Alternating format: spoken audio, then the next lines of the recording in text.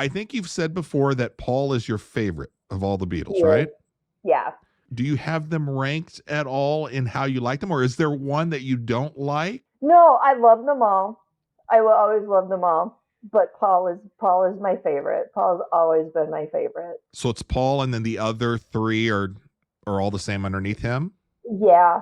I mean, when I'm like ranking my favorite bands, I always put solo Paul and the Beatles together Oh, because okay. I could never pick one or the other. I love them. I love everything about the Beatles, and I love so much of Paul's solo stuff too that I don't want to.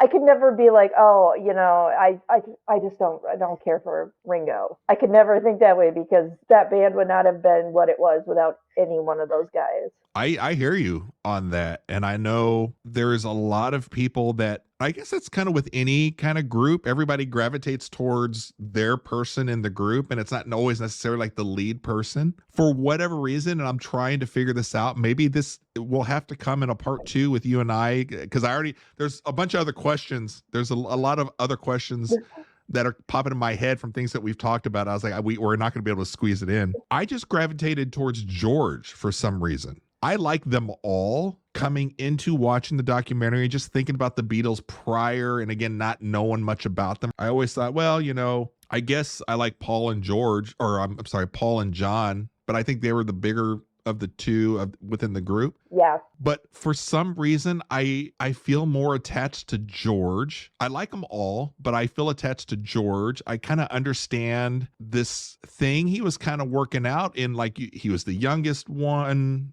coming in, and then he didn't have somebody that he was riding with, so he's kind of the loner as far as trying to get stuff contributed to the group, just always kind of put in his place as little brother. Oh, okay, we'll give you one or two songs, but yeah, go sit in the back and play it the way we want you to play it or something. I found myself kind of just seeing it more through his eyes and his experience, and then as I've extrapolated past the Beatles in consuming more of this content that, like you said, it's almost never ending.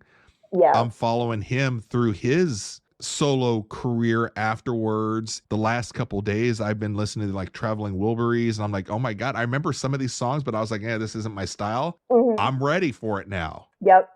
And then hearing about his cancer, his passing, and then I guess kind of the paranoid one also about people like killing them or something. And so somebody Uh, had broken into his mansion and yeah. stabbed him. And I'm like, oh my God. If you haven't seen it yet, Martin Scorsese did a really great George Harrison documentary. Oh, That is I'm writing that down just right now. focused on him. It's fabulous. It's also got a soundtrack album that is really great. He's a very complicated guy in a lot of ways.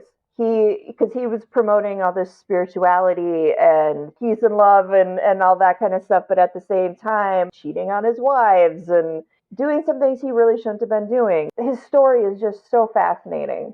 I mean, as a musician, my God, as a guitar player, I am like, he's influenced everything I've ever done, I can't recommend it enough. You might have mixed feelings about his personal life, but as a musician, yeah,